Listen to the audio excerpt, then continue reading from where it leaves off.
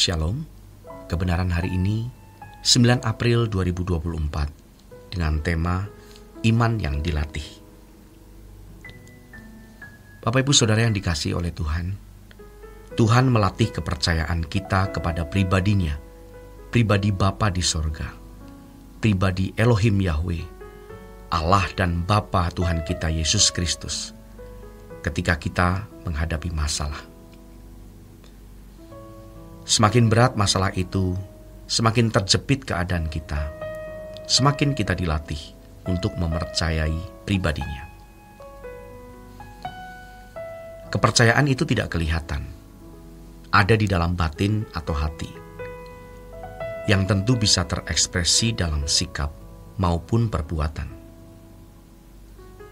Coba kita membayangkan bagaimana bangsa Israel, umat pilihan Allah secara darah daging, keturunan Abraham, menghadapi berbagai persoalan.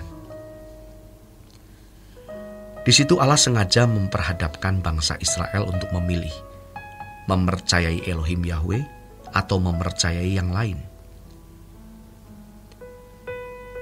Dan kita melihat dalam Alkitab, bagaimana Tuhan menyatakan kemuliaan dan pertolongannya kepada bangsa Israel ketika mereka menaruh percaya kepadanya. Sama dengan kita juga diperhadapkan kepada masalah-masalah berat dan rumit. Semakin rumit masalah itu, semakin kita mempertajam iman kita.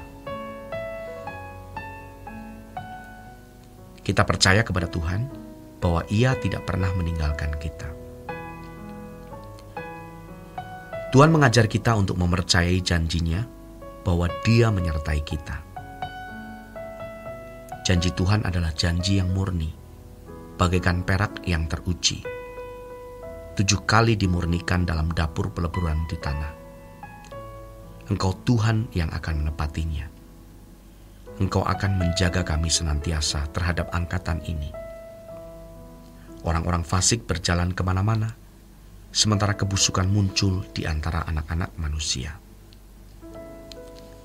Saudara terkasih, kita pasti menghadapi banyak masalah. Karena kita ada di tengah-tengah orang-orang fasik yang dipakai kuasa gelap untuk menghancurkan, menyakiti, dan melukai kita.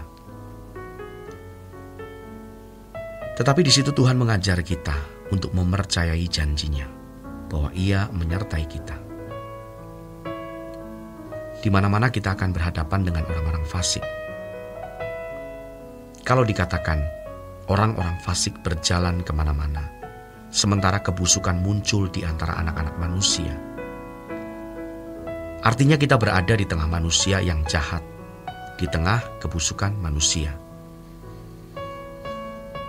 Keadaan itulah yang pasti membuat kita tersakiti. Tetapi hendaknya kita bergantung kepada Tuhan, bersandar kepadanya. Kalau kita bergantung dan bersandar kepada Tuhan, berarti kita harus hidup dalam kebenaran dan kesucian. Kita harus hidup di dalam kehidupan yang tak bercacat dan tak bercela. Kita akan menghadapi kenyataan di mana kita diperhadapkan kepada pilihan mempercayai Tuhan dengan hati yang teduh, dengan tenang, dan bersandar kepada Tuhan. Atau sebaliknya kita menjadi galau, khawatir, cemas, dan gusar. Keteguhan hati kita menunjukkan kepercayaan kita kepada Allah yang hidup. Masalah kita bisa datang dari pasangan hidup, orang tua, anak, saudara, orang dekat, orang jauh, atasan, bawahan, teman, sahabat, dan lain-lain. Tetapi ingat, kita memiliki Allah yang hidup, yang membela kita. Jangan membalas kejahatan dengan kejahatan. Mari kita belajar tidak membela diri. Itu tidak mudah. Tetapi di situ, kita memperhadapkan orang-orang yang memusuhi kita dengan Tuhan. Perhadapkan mereka dengan Tuhan. Jangan mengharapkan kecelakaan orang yang menyakiti atau merugikan kita. Perhadapkan mereka dengan Tuhan. kita diam, mengampuni, dan mencari Tuhan. Mempersiapkan diri menghadapi kekekalan atau menyongsong kekekalan. Berkemas-kemas memasuki kehidupan yang akan datang dan tidak terganggu dengan masalah-masalah hidup yang dihadapi. Saudara terkasih, kalau masalah itu datang dari pasangan hidup, memang itu berat. Banyak istri yang menghadapi masalah suami yang jahat, yang sewenang-wenang, KDRT. Tidak bisa dibayangkan betapa sakitnya hati wanita yang dulu dicintai, kepadanya berjanji mencintai, tapi ternyata dikhianati, disakiti, dilukai secara fisik maupun batin. Tapi kepada para istri seperti ini, mari kita pandang Tuhan. Berkemas-kemas pulang ke surga.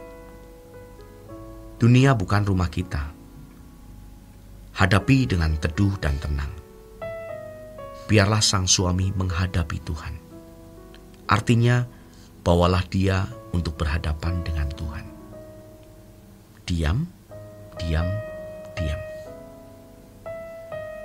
Kalau yang menyakiti kita adalah mertua, ipar, anak sendiri, orang tua sendiri, siapapun, apalagi anggota keluarga, diam. Jangan sedikit pun membela diri. Sakit memang, tetapi jangan pikir Tuhan tidak ada. Jangan berpikir Tuhan diam. Yakini Dia hidup, Dia nyata, Dia hadir. Tunggu Tuhan membela kita. Banyak masalah yang kita pasti akan hadapi. Tetapi mari kita doa pagi. Kita mencari perlindungan Tuhan. Kita berlindung di bawah kepak sayap Tuhan, Allah yang setia. Jadi masalah-masalah hidup kita seperti dapur peleburan. Di tanah yang menguji dan membuktikan bahwa Allah Elohim Yahweh yang kita sembah adalah Allah yang hidup. Selamat berjalan dengan Tuhan. Selamat hidup di dalam naungan sayap Tuhan. Selamat melihat kemuliaan yang Tuhan nyatakan di dalam hidup kita masing-masing. Demikian renungan pada hari ini. Tuhan memberkati.